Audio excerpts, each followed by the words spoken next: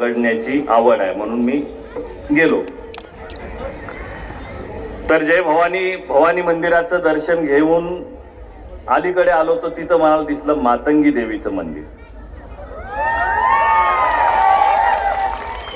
आता मातंगी देवी आहे म्हटल्यानंतर मी जरा उत्सुकतेने मातंगी देवीच्या मंदिरामध्ये गेलो.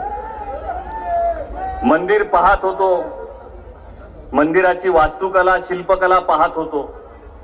मातंगी देवीच्या मंदिरात गेल्याच्या नंतर त्याचे पुजारी तिथं आले.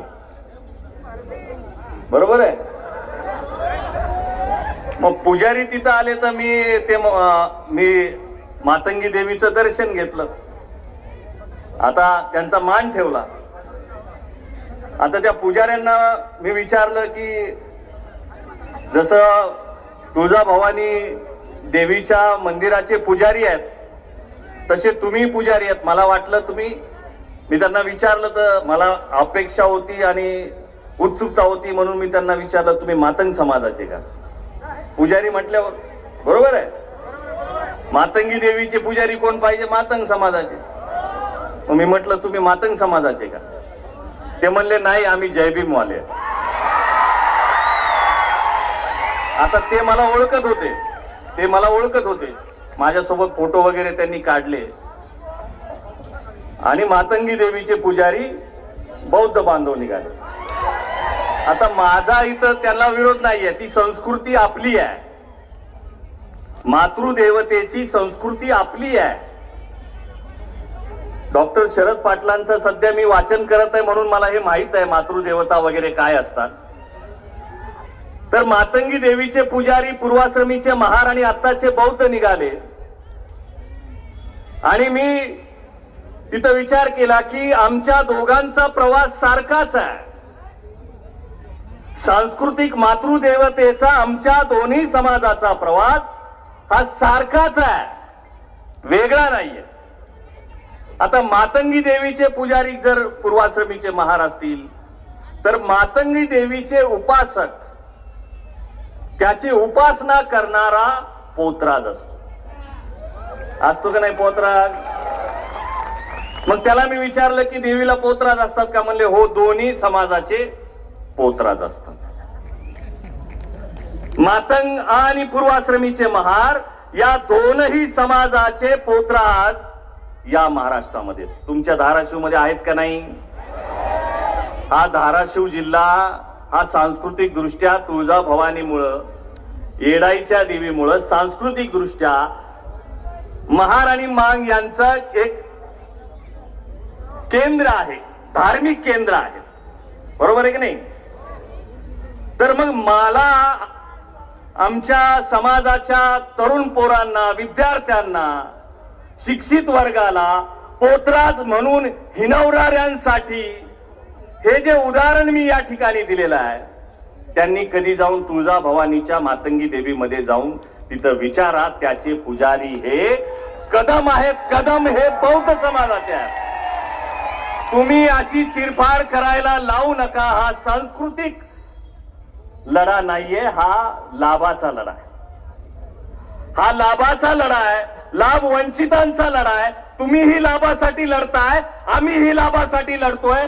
याच्यात आपलं सांस्कृतिक नुकसान होऊ शकतं याचं भान सोशल मीडियावर असणाऱ्या दोन्ही समाजाच्या पोरांना मी या ठिकाणी सांगू इच्छितो. याच्यामध्ये आपलं नुकसान आहे. म्हणून एकमेकांवर शाब्दिक चिखलफेक करणं थांबवा.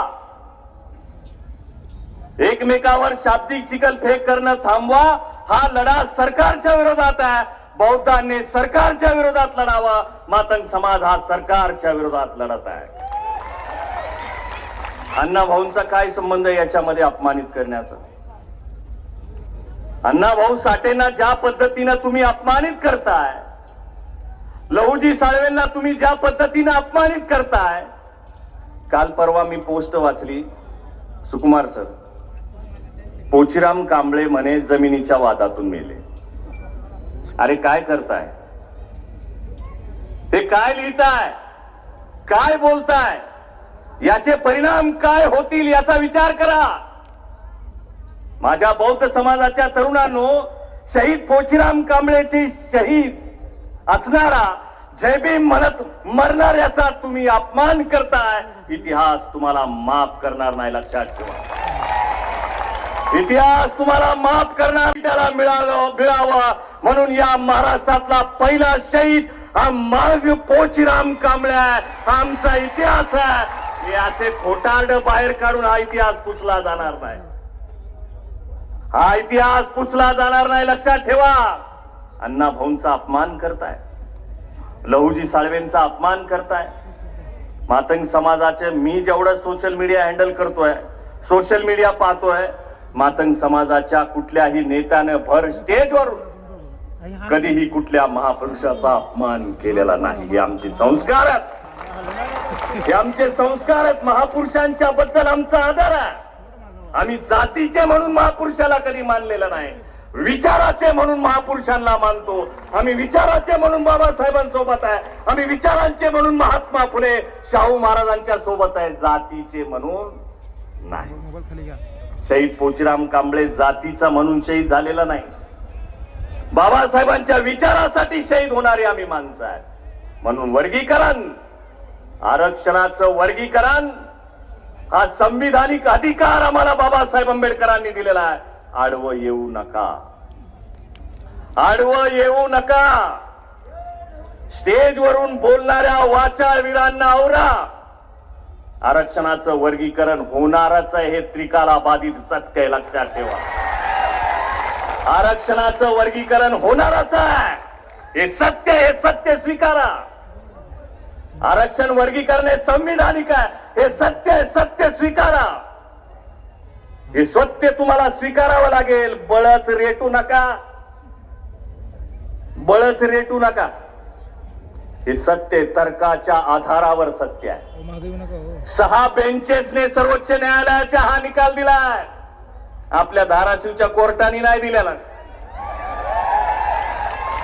हा 6 बेंचेसनी सर्वोच्च न्यायालयाने दिलेला आहे, भूषण गवई साहेबांनी दिलेला आहे. हा काही निकाल असा तसा नाहीये. तुम्हाला जर विरोधच करायचा आहे तर याच्या विरोधामध्ये कोर्टात जा, रीट दाखल करा. तुम्ही समाजावर आक्षेप घेऊ नका. हा समाज वंचित समाज आहे. आमचं दुखणं आम्हाला माहित आहे, आमचं दुःख, वेदना, त्रास, गरिबी आम्हाला माहित आहे, कुणाला माहित नाही. आमच्या दुःख आणि वेदना जाणून घ्यायला कुणी मांगोड्यामध्ये आलेलं नाही. आमच्या दुःख आणि वेदना आम्हाला माहित आहे. आमचा पूर्वाश्रमीचा व्यवसाय, दोरखंड ओळण्याचा व्यवसाय, बरोबर आहे की नाही मामा? दोरखंडीचा व्यवसाय आमचा आहे. छत्रपती शिवाजी महाराजांच्या सैनिकांना त्यांच्या अंगामध्ये रग येण्यासाठी हलगी वाजवणारा आमचाच समाज आहे, मातंग समाज.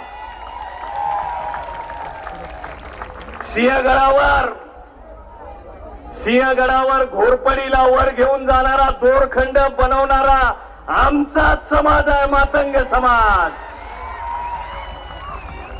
काही काळानंतर दोरखंडीचा आमचा व्यवसाय बंद झाला, त्याच्यावर कुणी बोललं नाही. एक मिनिट हे राहू दे रे. दोरखंड ओढण्याचा व्यवसाय आमचा बंद झाला जेव्हा या देशामध्ये नायलॉन आला, प्लास्टिक आला. बरोबर आहे की नाही आजी? हे आमची म्हातारी बसली इथं. नायलॉन आल्यामुळे आपला झाडूचा धंदा बंद झाला का नाही? मग तिथपर्यंतच राहिले. आमची लक्ष्मी आई, आमचा झाडू लक्ष्मी